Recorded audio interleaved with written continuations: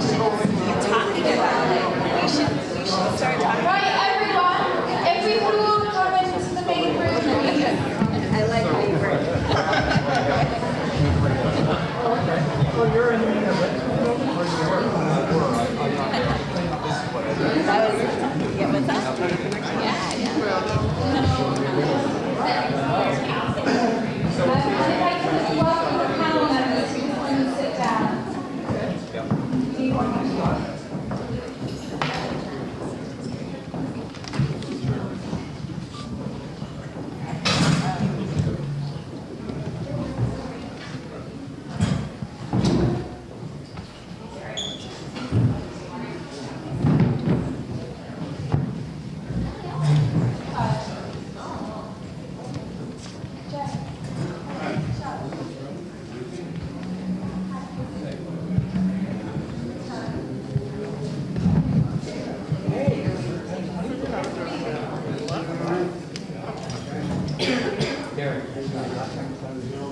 And we can just get that.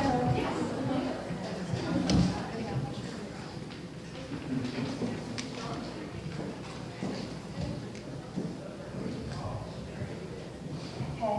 Hello, everyone. So I have to say, I was pretty nervous about hosting this week after the week's events. But Scarlett and I often get asked, why do you think, or why do we think that there are so many people starting their own social impact projects, starting social enterprises? And we kind of believe that it's because we've been let down by all the systems and structures that we used to rely on. We've been let down by religion to bring us peace. We've been let down by corporations to give us jobs. And we've been let down by our government for a million reasons this week. And so now more than ever, we have to look to our community, which is pretty much the only thing we've got left to actually bring law and order and respect and love to the communities that we live in. And so I think, although I was very nervous about this evening, I think now more than ever it's important that we all come together and look to each other as loving, kind, open-hearted members of the community to try and do something to make this world a bit of a better place. And it's only you guys that are going to be able to do it. So with that, I'm really pleased that you're all here. Thank you so much for being here. I hope you've had a nice look around the Tenderloin Museum. You've managed to see our little shop space outside and have some food and drink, or you're still in the line out there. But I just wanted to say, firstly, thank you to Mission Chinese Food and Tartine and Harmless Harvest. I don't know if you've tried the coconut water.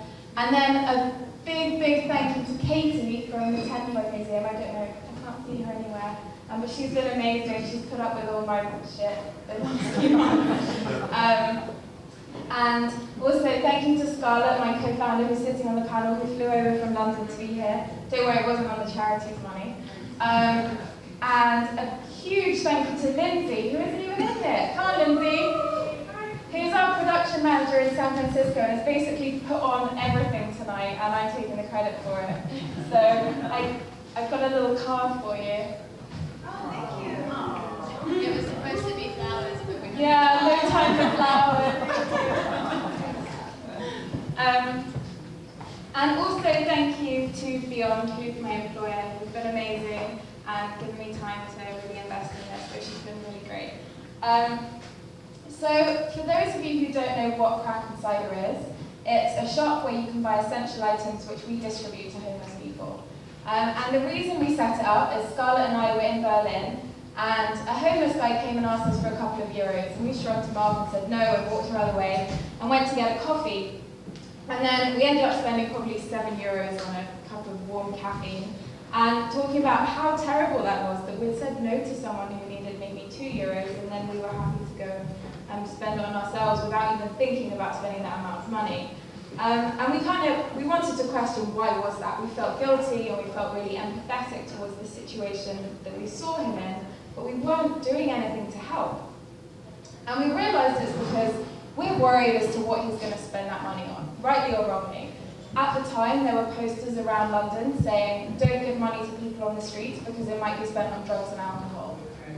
And so, even though you feel like you want to do something to help, firstly, there's the kind of preconceptions that have been drilled into you throughout your life that you shouldn't help, but also there's our government telling us not to hand over money.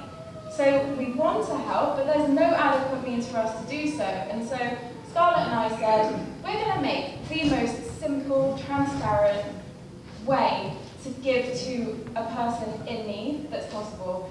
And so we launched Cider. And the name came from a homeless person who said that people don't give me money on the street because they just think I'll spend it on crack and cider. Which doesn't really translate in America, but I think it'd be cool if it did. After we go.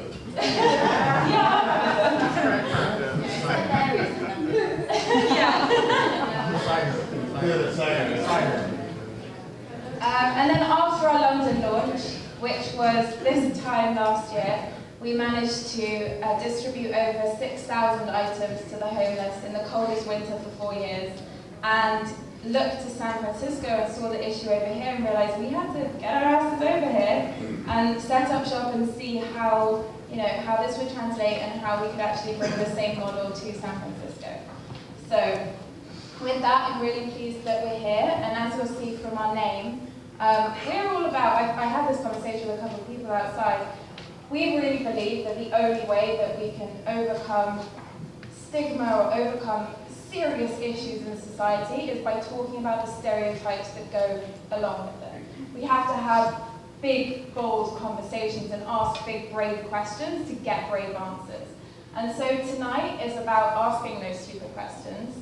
And the stupider the better. I know we all have stereotypes, we have unanswered questions, we all have things we don't really understand, or questions that feel embarrassing to ask. And so tonight I really urge you, if you have anything you want to ask, to go to slide.do on your phones and enter the code CRACKANDCIDER, and then you can submit any questions, vote on them, and vote on other people's to see which ones we want to answer. So I'm only going to ask the crowd, or the panel, not the crowd, 3 questions, and then it will be over to you guys. What do you want to know about homelessness in your city? Because it is such a sensitive and complex issue, but we need to ask questions to get answers and move forward and tackle the issue. So with that, I am so humbled and honoured, being totally new to the city, to introduce such an amazing panel. And I'm going to hand over the microphones to each of them to introduce themselves a little bit in more detail. But we have, firstly, Jose BERNAL from Hospitality House. We've then got Scarlett Montanaro, my co-founder from Cider. Joe Wilson, also from Hospitality House. SCHNEIDER from Lager May. And I'm so sorry. Oh, no worries. I didn't know. Weiss. Farah, Amy Farah Weiss. I knew it was in there, it was panicking. Well done. Who ran for mayor, and I saw her speak recently about that, and is also the founder of St. Francis Homeless Project. So a very warm welcome to you. If we have a round of applause for our panelists. And then I'm going to hand over the microphone and give each of the panelists 1 minute just to introduce themselves and say a little bit about their involvement with the homeless issue. All right, I'm Amy Farah Weiss, and how many people have heard about the St. Francis Homelessness Challenge? Some people in the room, and how about Box City, which is a pilot project that I'm working on right now. A lot of people here are probably thinking about what happened recently with the Prop Q vote, and I just want to let you know that this room, I would imagine, is in this with me in alignment that we actually care about all sides of the issue. And so we care about, from a humane perspective, making sure that people have secure sleep and they have access to a toilet and they're on a path to transition and to income that benefits the community. So that's the humane side of things. And then we're also thinking about the needs of the people who are surrounding encampments, and we want to bring order. And actually the people who live in encampments want rules and order as well. And so we're actually in that zone. Prop Q has passed, but keep in mind that the Department of Homelessness is the one that actually is going to direct the use of Prop Q, not the SFPD. And it depends on the Department of Public Health and the Department of Public Works to work together. We're in a shelter crisis right now. And so the housing not tents Currently, we can't ask people to leave the tents because there's no housing or shelter available. We all know this. And so the project that I'm working on is actually creating a solution for this in the interim, and it's working with unhoused residents and the surrounding community. It's really an organizing project, and it's a project believing in the potential of every person to contribute to the city in their own way. Thanks.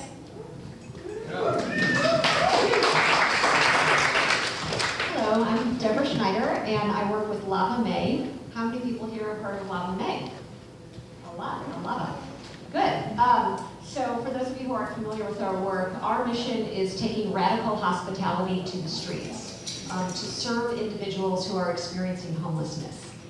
Many of you who have heard of Lava May probably know us from our beautiful blue buses that are mobile showers and restrooms on wheels, and that's how we began in San Francisco a couple of years ago when our founder realized that there are more than 7,000 individuals experiencing homelessness in San Francisco and fewer than 16 showers and restrooms for all of them.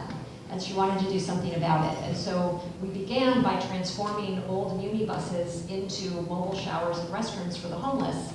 And what we learned that we were meeting obviously an enormous need, but what we also learned is that how you deliver a service is just as important as the service that you're delivering. And that's where we developed the idea of treating our guests with radical hospitality. And by radical hospitality, we mean delivering an unexpectedly high level of care to people who are really not used to receiving much of a level of care at all. And so that's why our approach has been to call the homeless individuals we serve guests. We greet them by name. We give them hygiene kits, and we just try to deliver the utmost, highest level of kindness and dignity and excellent customer service. And so with all of that, since we began doing that a couple of years ago, we're now expanding our services to Los Angeles, we're expanding to the Peninsula. We have fielded more than 1,000 requests for replication of our services from all over the country and all over the world, which is exciting. And we're currently working on developing an online toolkit so that we can help anyone, anywhere, replicate our mobile hygiene services as easily as possible. We've also developed a new program some of you might be familiar with called Pop-Up Care Villages. And those are basically creating a one-stop for essential services that homeless individuals need. So once a month now at the San Francisco Public Library's main branch, a few blocks from here, we'll bring together everything from our mobile showers to free clothing, medical services, employment assistance, free haircuts, and free food, and all different other kinds of services. So that, again, as an extension of our radical hospitality, we're trying to make it as easy as possible for homeless individuals to access all of the kinds of vital services they need all in one place. So there's all of that and more, and I'm happy to answer questions about that as we go on. Thank you. My name is Joe Wilson. I work at Hospitality House, which is a community center here in the Tiburon neighborhood. We've been a part of the community for nearly 50 years. We'll be celebrating our 50th year next October. Hospitality House was founded out of the activism that grew out of the gay rights movement, particularly homeless gay and lesbian youth that were seeking refuge and sanctuary in their own community. We operate 6 different programs at 4 sites. We have a community arts program, which is still the only free fine arts studio for low-income and homeless people in San Francisco. We have an employment resource center that helps people get jobs, put together resumes, cover letters, practice job interview skills, do some matching with job seekers and employers. We have 2 self-help centers, one in the Tenderloin Self-Help Center, which was founded actually in 1991 as a low-threshold entry point into the mental health system, giving people a sense of refuge and community without judgment about necessarily their mental health status. A companion center on 6th Street, the 6th Street Self-Help Center, which is south of Market, on 6th Street between Mission and Howard. A a community building program that I run at Hospitality House, which incorporates the best of all of our programs and seeks to engage people in both community activities, engagement, and ways to bring their strengths and talents to rebuilding and improving our own community, and an emergency shelter that is one of the city's oldest emergency shelters, but also one of the smallest for 30 men, all at the Employment Resource Center, the Self-Help Center, and the Emergency Shelter are at 146 Leavenworth. The Community Building Program is at 290 Turk, just up the street. And the 6th Street Self-Help Center is on 6th Street between Mission and Howard. And the Community Arts Program is just off the corner of 6th and Market at 1009 Market. I would say that as a person who slept at Hospitality House and Shelter 33 years ago, the organization firmly believes that every individual has worth. Every individual is a potential asset for the community. And I think if there is one potential stereotype that we want to address is the fact that homeless people are exactly that, people. And I think we need to start re-engaging and reconnecting ourselves with our own internal sense of humanity that will encourage us to reach out to others as human beings.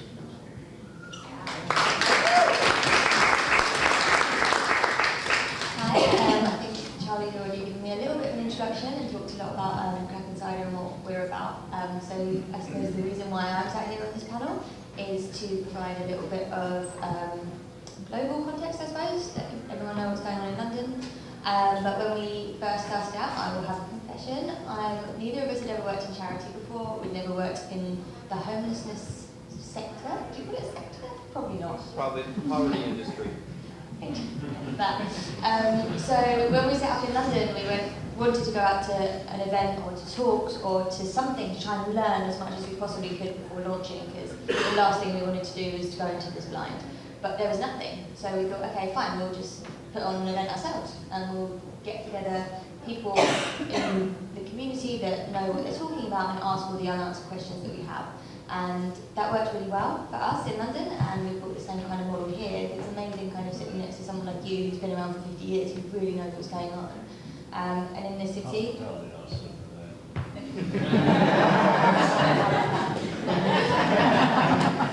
I'll just stop talking soon. But yeah, there's obviously certain nuances and cultural differences between each city, and hopefully we want to take this to the next city and the next city, and we want to hold these kind of events and try and get to the root of everything that's going on within that area. So that's what I'm here for, is to learn as much as I possibly can. So.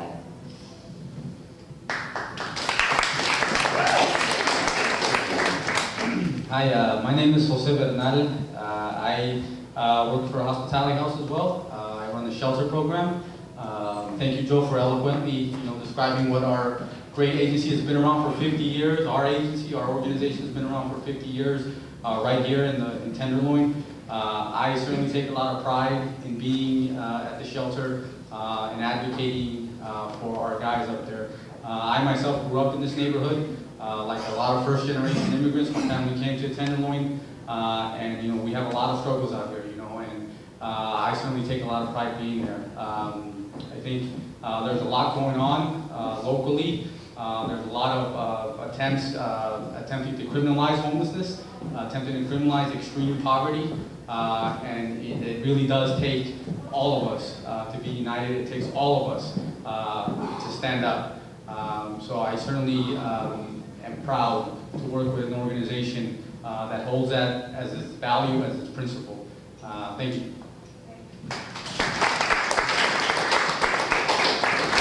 Well, thank you all so much. It's amazing to have so much knowledge of the local area on our panel. And as I say, this is very much Scarlett and I, and she's reiterated this, trying to understand the issue in San Francisco specifically so that we can really help from a local perspective and not bring too many kind of British answers to what we do. So the first question I want to ask, and this is something that I would imagine the audience are really questioning, especially when you, I guess, coming here, walking through the Tenderloin or walking down Market Street, how bad really is the issue? Because, I mean, in the UK, we've come to understand that there's a visible and a hidden homeless issue, and there are kind of different hierarchies within the homeless community. And so I'd like to understand, if you could just give some kind of facts and figures as to how bad this issue really is, and why is it so visible in San Francisco. I don't know. Sure. So, just some facts and figures. We have the point-in-time count that happened in 2015, and we know that we have somewhere around 1,200 shelter beds that are pretty much to capacity every night. My focus is really on interim solutions for people who are on the streets of San Francisco right now, so I'll focus on that piece.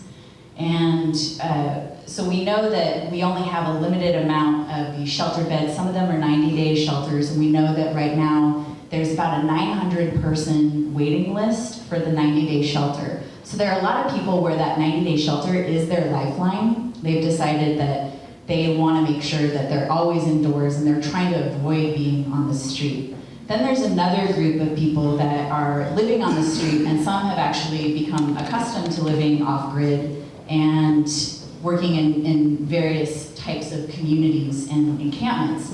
And what was interesting with Mark Farrell's discussion about Prop Q is that he actually said that there were 500 tent encampments in an interview, and I would have loved to have been there right with him and said, oh, Scott, well, let's take a look at this DPW Excel spreadsheet that currently tracks the data of existing encampments, and it's actually only about 90 to 100 encampments that currently exist in San Francisco.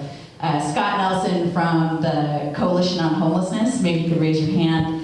He's been working with me, and he did a request for this data. And apparently this data is supposed to be shared with everyone eventually, but right now it's not. So he did this public records request, and we found out specifically you can actually track, and DPW is looking at each of the encampments and saying, this one scores a 3 out of 5 in terms of whether it's an issue or not. This one's neutral. This one has some people that are not really following the rules of neighborly conduct, if you will.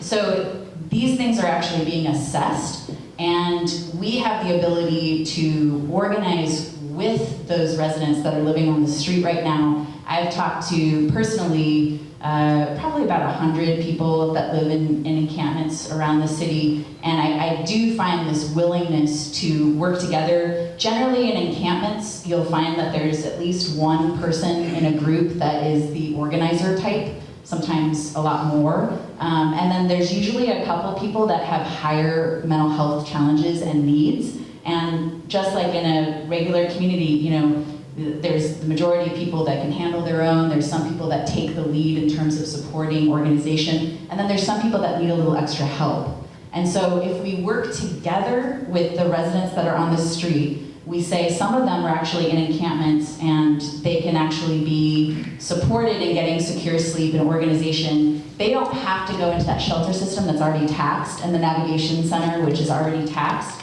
And we can actually use our resources in the correct way. But one thing I'll say about why it's so visible too is that we haven't figured out how to say what areas are safe and sanctioned for people to be living off-grid and what places are not. I would actually like to live in a city that said, you know, someone was sleeping on the street in front of my house, I could say, hey friend, we actually in San Francisco, we don't let people sleep on the streets in front of people's houses. There's a place for you to go though, and we're gonna work with you. That's okay. It's okay to have those rules, and then it's okay to say where people can be and can't be if we're treating people humanely and giving them the support they need. Thanks for sharing that. And I think with that, I'd be really interested to hear Jose BERNAL's perspective on that. As you provide shelters, so it's kind of the opposite, rather than the unsheltered homeless per se, it's providing shelter to those who are staying at SRO. Yeah, I mean, just to add on to what Amy has said, you know, the reality is we really do not have enough shelter beds for the amount of people that need them. You know, the wait list is about 800, 900 at any given moment. People are waiting months. You know, a month and a half is the average, but it's not unusual, it's not unheard of to hear somebody waiting. And there's a lot of rules that go around. There's a bureaucracy that goes around. So someone can't just say, I want a shelter bed, and that's it, you get a shelter bed. There's a whole process.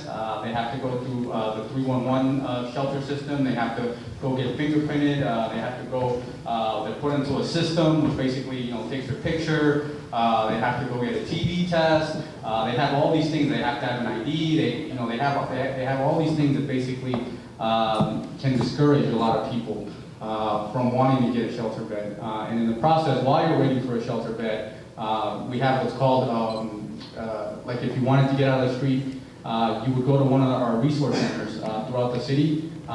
Granted that you're on the system already, that you went through that process to try to get a bed or a mat, a floor mat for one night. And in order to get that, you have to wait in line. So if you ever walk by Glide, if you ever walk by MSC South, that's what you see. You see people waiting in line to get a bed for one night. That's people who are waiting for their 90-day bed reservations. And we're not talking just anybody, we're also talking about seniors. You got 70-year-old people waiting to sleep on a floor mat for one night. That is disheartening. It honestly pisses me off. And I think a lot of service providers, a lot of shelter, people who provide shelter, our funding comes from the city, and we're bound by these rules, that they put in place. The shelters, for example, our shelter is technically an emergency men's shelter, because in theory, that's what it was supposed to be. It was supposed to be an emergency shelter where people come in and they're able to get back on their feet, right? It was only supposed to be temporary. But I have guys up there who are shuffled through the system, 20 years, and they're still shuffling through the system because there are a lot of barriers. And unless we have those resources, unless we're empowered with those resources, people are not going to be able to get back up out of the system. And I'm going to just quickly ask Joe if you could tell us kind of why we have this drastic issue. We have over 12,000, 7,000, it depends where you read it, homeless. Like, where have these people come from and why do they find themselves in this situation? Well, there are definitely some structural changes that have happened economically over the past 50 years where we transitioned from an industrial to a service to an on-demand economy. High school economics teaches you that 5% unemployment is considered full employment. And it's not only not practical that everyone should have a job, it's actually undesirable for every person in the workforce to have a job. The problem is, in a workforce of 130, 140 million people, 5% unemployment is upwards of 6 million people who are idle at any given time. So that's one structural inequity. The other is, in San Francisco, we have one of the highest degrees of income inequality of any city in America. A third is there is no city in America where a person with a minimum wage job can afford the median cost of rent. No city in America. That is exacerbated in a city like San Francisco. Now you could say, from a practical standpoint, it's a smaller land area, so anybody on the street is, by definition, going to be more visible. But there are also some structural inequities that end up reproducing the conditions that lead to homelessness and poverty at a far greater rate than most cities in the country. A year and a half ago, or a little more than a year and a half ago, in January 2015, we opened up the subsidy waiting list for the Housing Authority for folks who could prove their homelessness, could apply for a housing subsidy. 10,000 people showed up in the space of 6 days. 10,000. That, for me, tackles two stereotypes. One, that people are homeless by choice. And if people given the options don't want to take advantage of the options. The third, I would also challenge us gently, is this notion about charity versus justice. In our society, we need justice, right? In cultures around the world, there is a clear distinction between what is charity and what is justice. The second thing I would challenge us on is this insistence that we need to default toward a notion of individual pathology versus structural inequity. And we see the structural, the systemic inequities every day. People wanting to make better choices. People wanting to improve their situation. People wanting to get out of homelessness and poverty and not being able to because over time, we've lost our manufacturing base here in San Francisco. You could argue very compellingly that the only thing that we do make in San Francisco actually is money.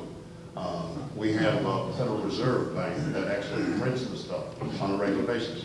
I'd also say that for us, the absolute necessity of addressing each individual's need on an individual basis, absent judgment, right? Because let's assume the best amongst us, right? Not the worst. And I would have to challenge Amer's analysis a little bit in saying that I would prefer that, given that homelessness and poverty are economic problems with economic solutions, I would say let's start with, let's build housing until homeless people stop moving in, then we can stop building. Right? Let's not assume anything until we can get to that point.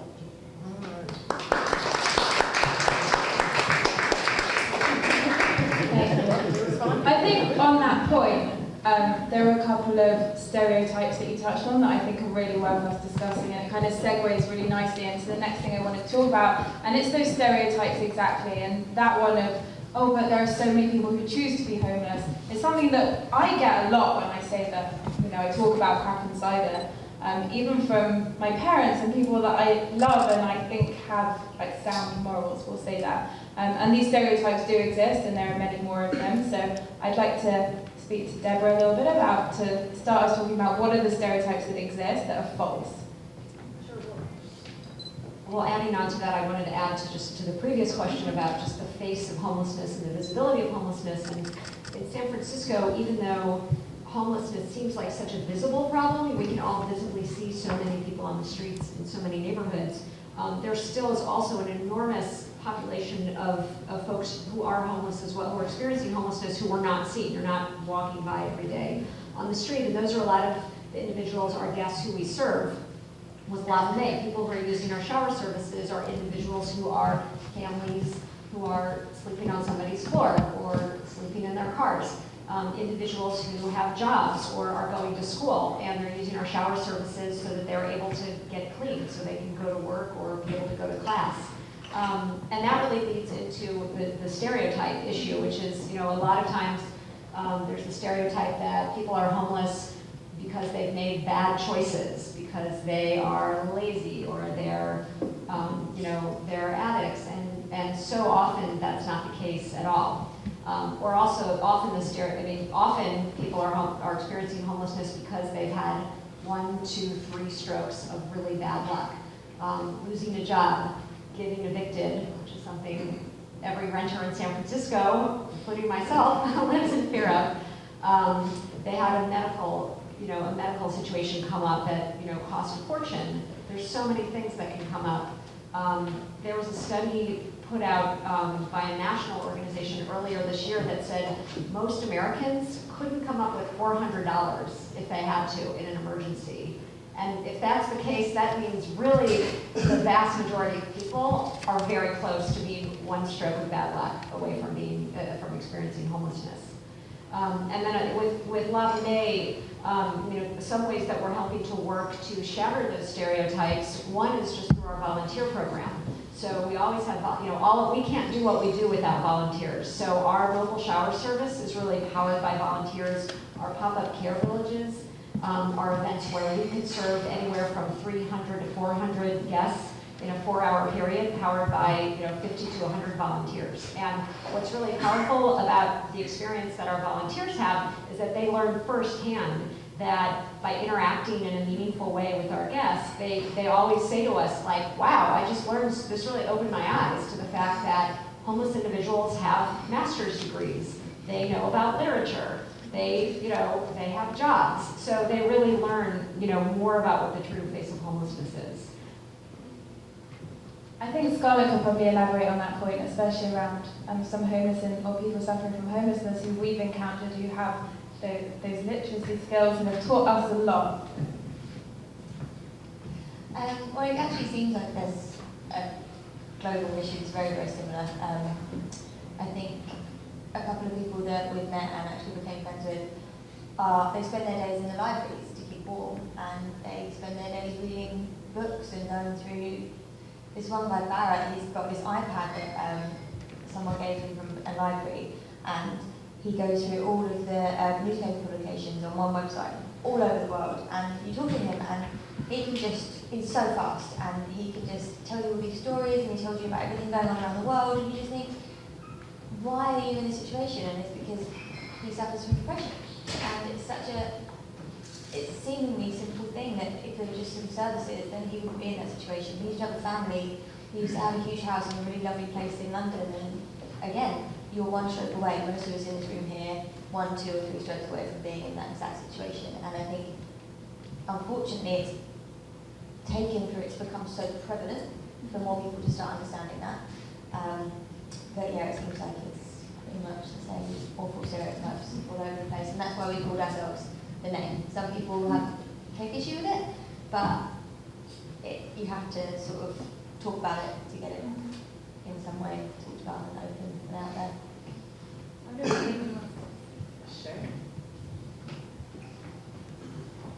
Love to address what was lobbied at me as well. As long as there are people, thousands of people on the street who do not have access to a toilet at night, as long as there are people who do not have access to a locking door, as long as there are people who do not have access to storage that they can rely on when they leave their structure, my work is needed. It's great that we are focusing on homelessness by building housing. If I was mayor, I might have had a thing or two to do about that. Focusing on homelessness interim solutions right now. There's a big enough tent in a room for all of us to have our area of focus. I'm going to kind of switch this on its head when talking about stereotypes, and I'm going to do the real talk here. There are a lot of people who have made bad decisions and ended up on the street. There are a lot of people who are using drugs. There are a lot of people that are involved in crime right now. And every one of those people has the potential, like Joe's saying, to add tremendously to our city and community. It's about identifying the skills. There's so many skills at Box City. There's a guy that I met that was on the street before the division sweeps back in February, January, February. He is now in housing. He comes out and volunteers his time and his money to build transitional structures for people. There's so many people that want to give back to the community. And the reason that I say the real talk piece is that let's just take that on. You know, there are a lot of people, it has been like a series of misfortunes. Heck, I was in a situation a few years ago, a few really bad things happened in my life, and I was saying, fuck it, I'm gonna go live in the greenhouse in the community garden I started. You know, like, I'm in that place right now. Luckily, I didn't get to that situation. But there are people that are in those situations, and when you tell people in San Francisco or in the United States that everybody deserves a home, that is a controversial statement. It's a controversial statement in San Francisco to say that everybody deserves housing, because then you get people saying, well, what about all the teachers and all the service workers and all the people who are contributing to the community and they can't get housing, and why should we give housing to someone who's on the street and isn't contributing? It's something we really have to address. I do feel that everybody has the ability to give back to the community if we figure out how to give them the support that they need. But let's just be real about the fact that that's happening. Instead of saying that everybody deserves housing right now, because that's a tough sell, I'm deciding to say everybody deserves access to secure sleep and a toilet. That's what I'm saying.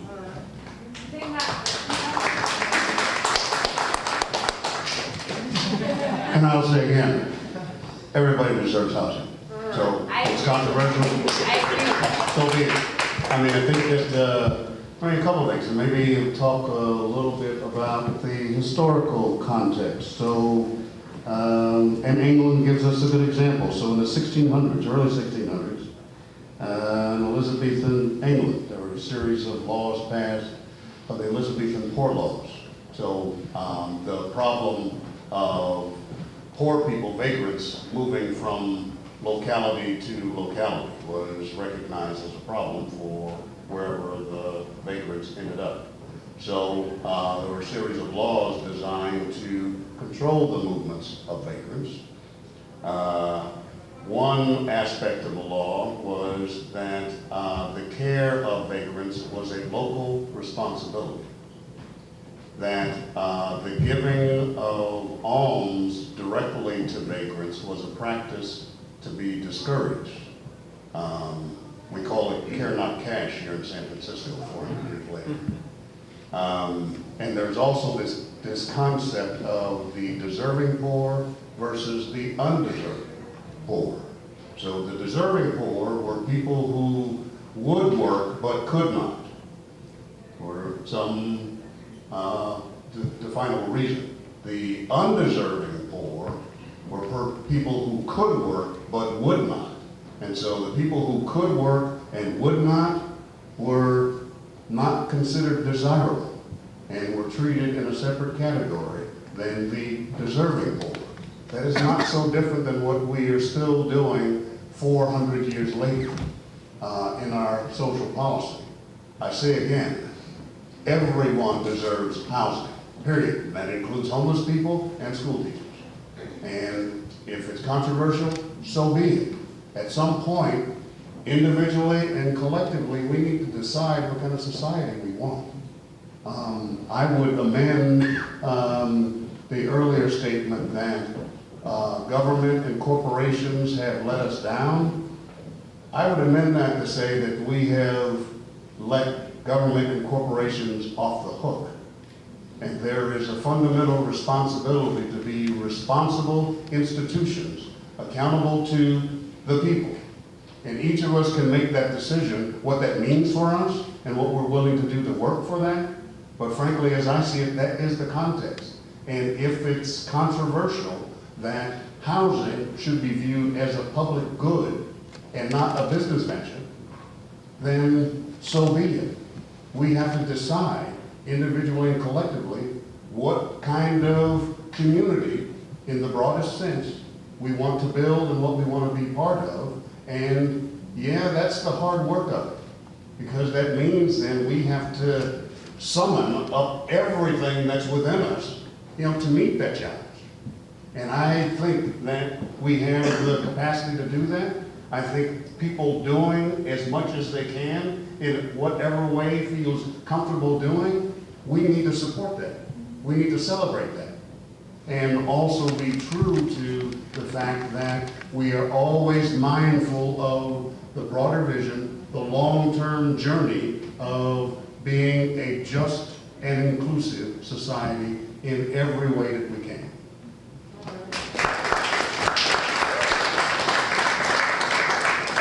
So I have a feeling that Joe and Amy actually agree. And what I've kind of heard here is that it's okay in the short term. There needs to be people who are addressing short-term issues, putting a band-aid on the problem, as people like to talk about crack and cider. And also imagine Lava May gets a kind of similar response. It's solving a kind of short-term issue as opposed to long-term giving housing, which will eventually solve the problem and enable people to get back into society and not be suffering from homelessness anymore. So with that in mind, I just want to ask the panel how we as a community can actually do our little bit to help the issue, whether that's putting a band-aid on the problem or looking at, as Joe said, that long-term vision and contributing towards that. What's something small that everyone in this room can do tonight or over the next 6 months or 3 years, or dedicate their life to it, to try and alleviate this issue in the short or long term? Great. I'm going to ask RJ to come up here and help me pass out some things. This is RJ. He lives at Box City. And I would say that it's really important to see this issue as an organizing issue. This is really about working with the people on the street to solve the problem. I love the concepts and philosophies of permaculture, where you say the solution is in the problem. And so instead of seeing unhoused residents as the problem, see them as part of the solution to organize together with. And RG is handing out a sheet around, there's some pictures that I've taken over the last 45 days of this pilot project. I've been working with the residents of Box City, the surrounding community, builders and architects, CCA, faculty, SFPD. SFPD was the one that called me to say, I hear that you can bring a porta potty out to people. A gentleman here requested it. So that's the kind of world that we can live in, is that the SFPD and organizations like mine can partner together with the residents of these communities and really make change. My organization is called the St. Francis Homelessness Challenge. Francis of Assisi is the namesake of our city. Francis of Assisi said, first do what's necessary, then do what's possible, and soon you'll be doing the impossible.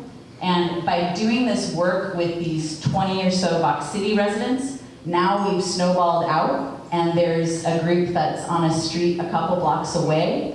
We are working right now on a crowdfunding campaign to be able to raise enough to get the materials to build 15 of these transitional sleep and storage structures that we're building to replace tents. We want to show what's possible.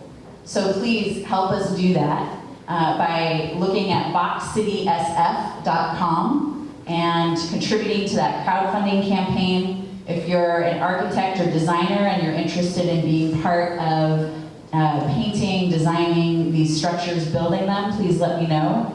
If you have skills in organizing work, if you have skills in tech, we're trying to connect people's skills at Box City to opportunities that add value to the community, because right now, let's just be honest, real talk, most of the people there are repair skill people, but they are a part of bike theft. And we need to replace that with an opportunity for people to add value to the community. If that is a really interesting thing to you, let me know, because we need actually someone to spearhead that particular effort. So thank you very much. Thanks. So I think that, getting involved both with long-term efforts and immediate-term efforts are really important. And at Lava May, we decided we know homelessness is incredibly complex. There's multifaceted solutions and short-term, intermediate, long-term solutions. But from our point of view, everyone has a right to be clean. And hygiene we think, is a human right, ought to be a human right, and everyone should have access to a toilet, but also a shower. Because no one is going to lift themselves out of poverty if they can't take a shower. No one's going to get a job, keep a job, or really be sort of a fully functioning person if they are not able to get clean. And so that's what we really would invite people, everyone here, to get involved with us. We have volunteer opportunities with our mobile shower service. We have volunteer opportunities with our pop-up care villages. My colleague Priyam spearheads that effort, and you can come talk to either one of us or join us on our Facebook page or sign up for our mailing list on our website or to volunteer. We've got our next pop-up care village is actually coming up November 29th. Also, speaking of toilets, November 19th is World Toilet Day. We did not make that up. That is an actual event. It's marked all around the world to call attention to the fact that 2.5 billion people on this planet don't have access to hygiene and sanitation. And here in San Francisco, that number is at least 7,500 people who don't have access to a toilet. So we are going big this year for World Toilet Day, and we are having a big installation art piece in Hayes Valley at the Proxy SF Art Space of a giant 14 by 14 by 14 foot toilet that's being created by a world-renowned artist. So it's a little bit like Burning Man meets World Toilet Day, very San Francisco. So we would definitely invite you to check out our Facebook page. Our event is posted on there. Come out and join us. And it's a great way to bring public awareness to that issue and also get people involved in doing something about it. So come talk to us and check us out online.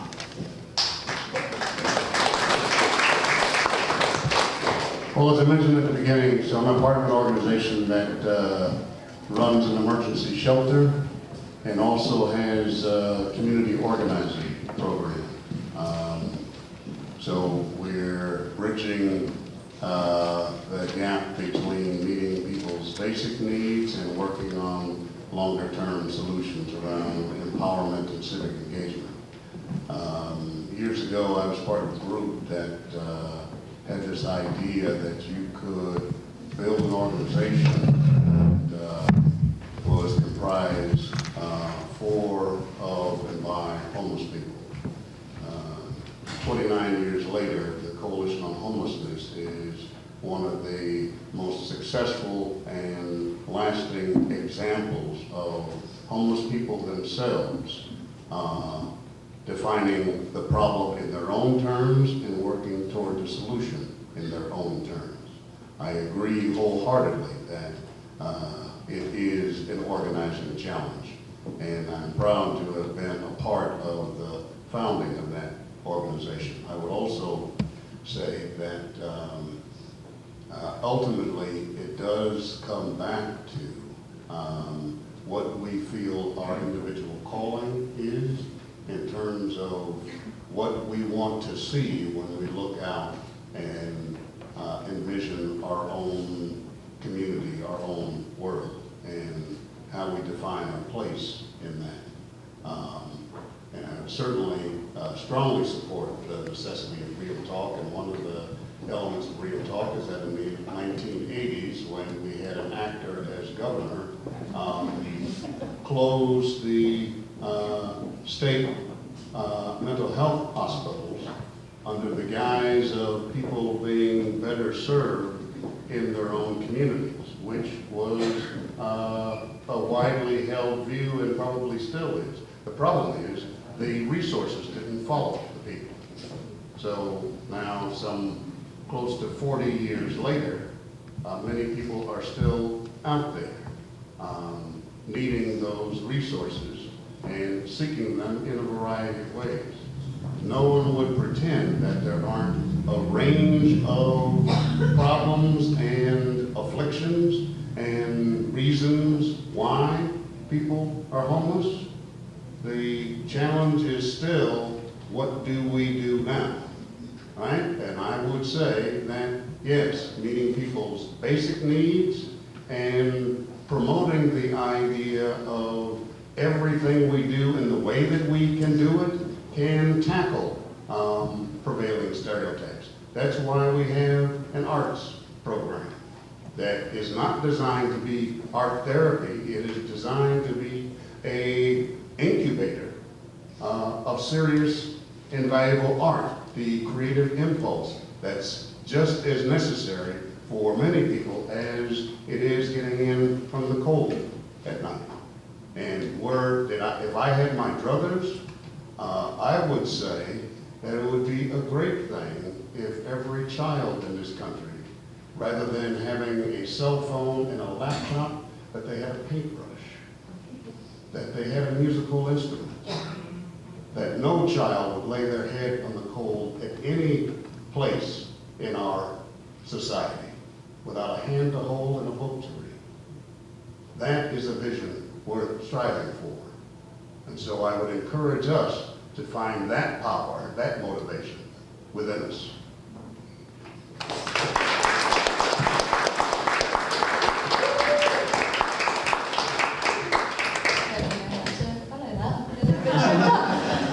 We go through that all the time. I suppose what our kind of message has always been is that we came into this, as I mentioned earlier, without the slightest clue about the issue. We've never worked in charity before.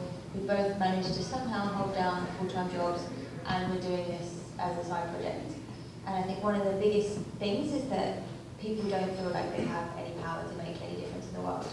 And you know, when your votes don't go your way, and you think huge things, you know, it's only natural to feel helpless in this society at the moment. So it is possible to just start something up. You don't need to go and get loads of investment or anything like that. I mean, we started this with just a few £100 of our savings, and we managed to make a really huge impact in London. So I think yeah, it's really important as a community for us all to come together and try and figure out what it is you're passionate about, what you want to solve, and just having an idea and trying to execute against that. And that's what we did, and hopefully it made a bit of a difference. So I just want everyone in this room to know that you can just start something up. It doesn't have to be a company that just happens to have flipped its way into San Francisco like ours has, but you know, you can go and just buy some food, or there are loads of organisations that just little religious groups in London that just go and cook big vats of curry. You know, whatever your skill set is, you can use it in some way, in a positive way. So yeah, it doesn't mean giving up your job. It doesn't mean giving up hours of your time. It all makes more difference.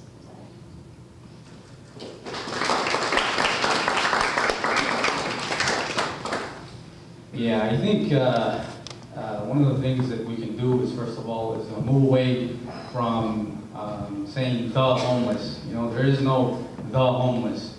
It's just human beings experiencing poverty. That's what it is. Human beings experiencing poverty.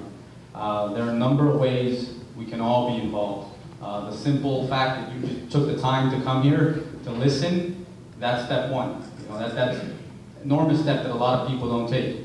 And you know, humanizing people and listening to people who have been there, listening to people who have slept on the floor, listening to people who have had to go through the shelter system, listen to them, you know, because they will tell you.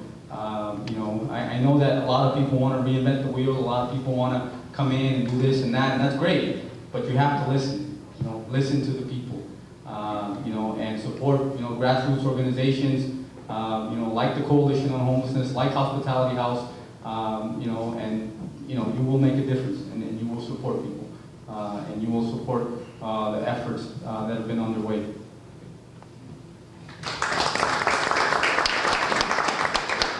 Thanks. So I have some really amazing questions. You're all very shy because they're all anonymous except Sam. But I'm going to go with the first one, and I'm just going to ask one member of the audience to address a couple of these questions. So if you just put your hand up if you feel comfortable answering, or if you feel really passionate about what the response should be. So the first is, how much of a factor is mental health care, or lack thereof, in perpetuating or worsening homelessness? I think a couple of you actually just touched on that. But how many people need immediate health care and not just shelter? I just want to relay an experience that happened on Halloween. I went out to Box City with some Twix and was going to trick-or-treat there. And there were first responders that were there with the lights going off. And there was a woman there who'd just been released from the hospital, from General, the psychiatric ward, and she had an issue, it was an actual physical issue in that moment. But I just bring that up, and then there was also a woman who was 7 months pregnant and was so disassociative that she hadn't been able to get any kind of prenatal care at Box City. I was able to connect her through the hot team to get care, but she needed extra support. And so I bring this up because at Box City there are about 20 people there, and all 20 of those people that are the core residents are actually able to exist in order and make agreements and work together, but they end up taking care of the people that come through there because they know Box City has a reputation for looking out after people. And so when the sirens were blaring and all of that was going on, one of the guys that lives there, Ellie, he said, we take care of the people that society doesn't take care of.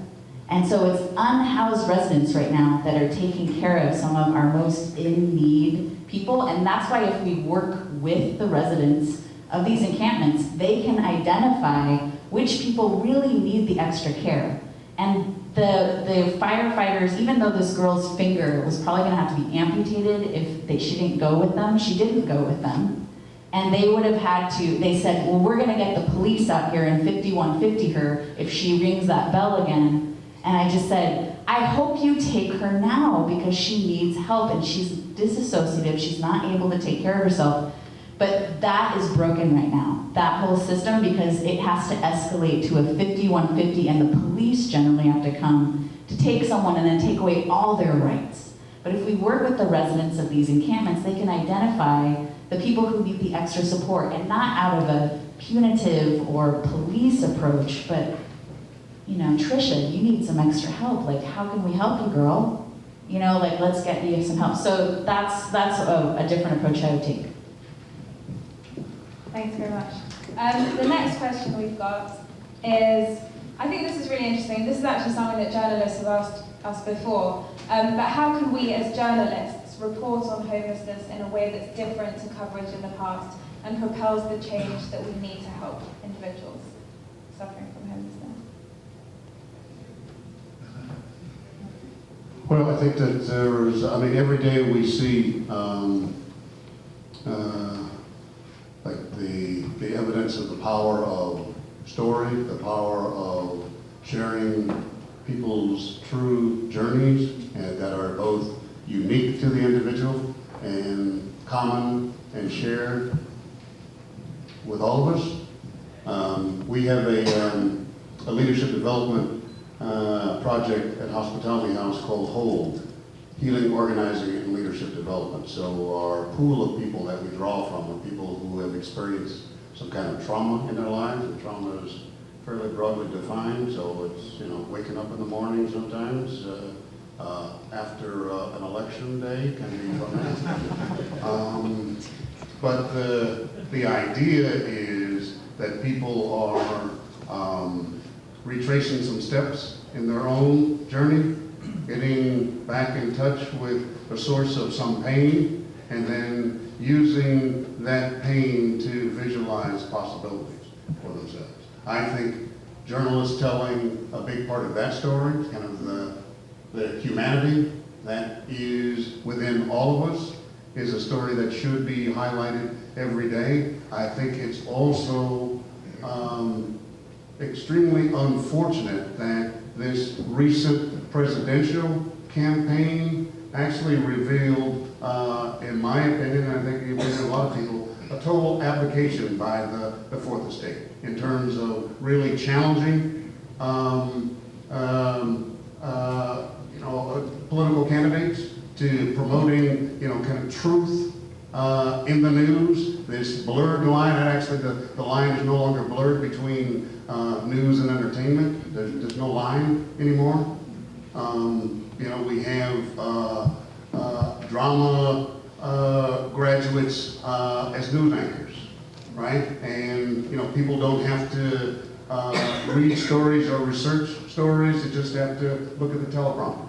I mean, that's not doing anyone a service. And in the absence of a legitimate Fourth Estate, where there is an independent press whose job is to hold all of us accountable, and particularly the public institutions, we are all at risk. And so telling the stories every day, the real stories every day, real experiences of people, the real challenges that people face, both within public institutions and public structures like the healthcare system, the fact that, we can make a very compelling argument about the need for universal healthcare in the society, how our current healthcare system is predicated on the fact that, the healthy people pay for the sick people. We're not really talking about healthcare access. We're talking about a method of payment.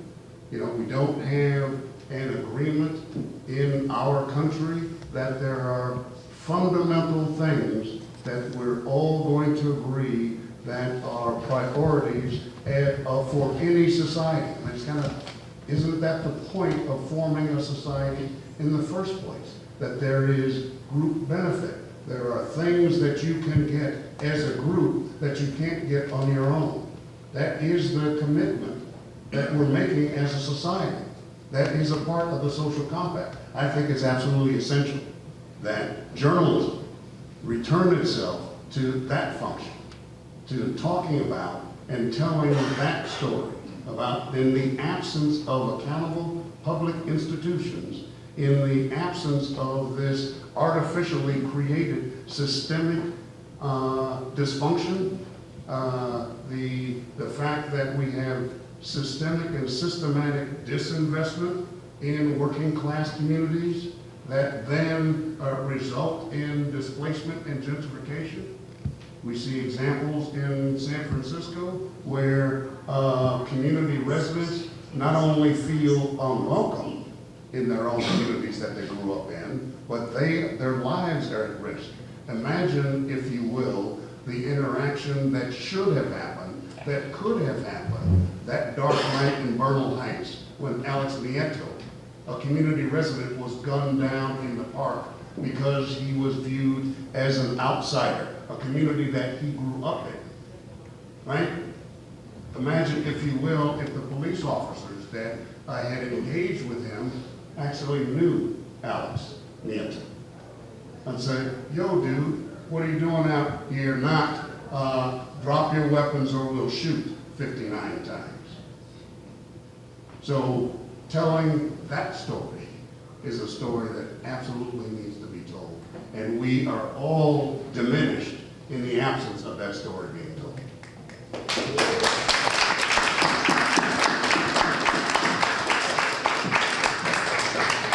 With that, I think it's a really nice time to wrap up, and we have some amazing questions still here, so I'm going to do my best to try and get responses to all of those questions sent out to everyone who signed up on Eventbrite, and we'll also post it on all our social channels so you can access them if you haven't got a response to your question. But just to say thank you so much to everyone for being here and for putting up with this rather long panel, but I think it was all so interesting and insightful, so I hope that you learned as much as I did tonight. So thank you to Amy, Deborah, Joe, Farah, and Lisa.